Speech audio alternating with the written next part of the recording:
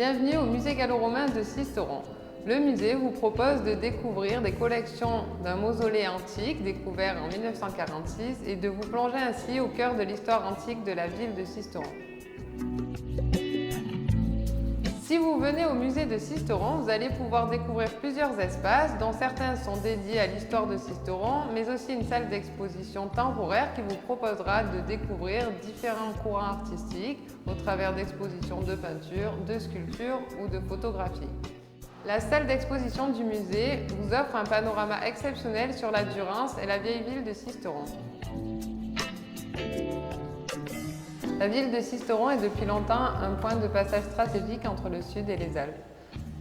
Cette situation géographique a favorisé l'implantation humaine et a donné à la ville un statut militaire. Le 15 août 1944, la ville est bombardée et les nombreux sinistrés doivent être relogés.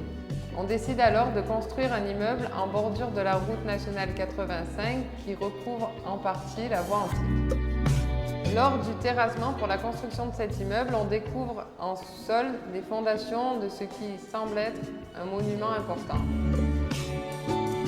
Une fouille est alors menée à la hâte afin de préserver les vestiges déjà découverts et d'étudier le site.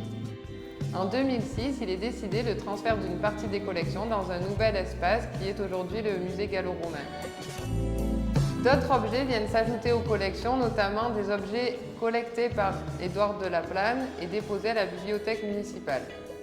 Le fond est également enrichi d'objets en provenance de la cathédrale et des anciens couvents de Sisteron fermés à la Révolution.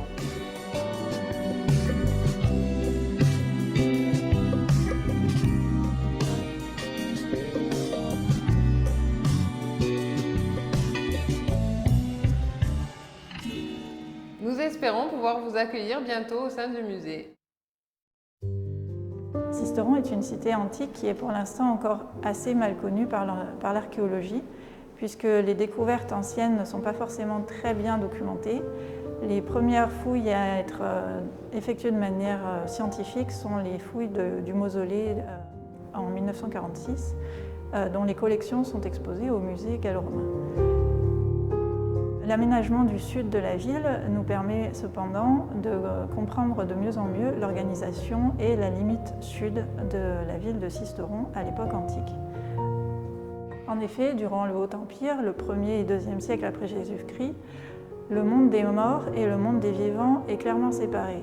Les morts sont toujours rejetés à l'extérieur de la ville, ils n'ont pas le droit d'être inhumés à l'intérieur des limites de la cité qui sont réservées aux vivants. Ils sont souvent regroupés le long des voies romaines afin que les voyageurs puissent lire leur nom et faire perdurer leur mémoire. À partir de ces découvertes à la fois urbaines et funéraires, les archéologues peuvent dessiner la limite sud de la ville qui sépare donc le monde des vivants et le monde des morts. Elle est située entre l'hôpital et la mairie. Ce qui est cohérent avec les découvertes faites en 1985 au couvent de la Visitation par Georges Lemaire, qui a découvert une rue bordée de boutiques ou d'habitations, occupée au 1er et 2e siècle de notre ère et réoccupée a priori au 3e ou au 4e siècle, notamment par une sépulture plus récente. Les fouilles de l'Office du tourisme financées par la mairie de Sisteron ont permis la découverte d'un bâtiment important du 1er et 2e siècle de notre ère, correspondant probablement à une riche demeure de la ville, qui sera détruite au IIIe siècle et réoccupée au IVe siècle par ce qui semble bien être une auberge.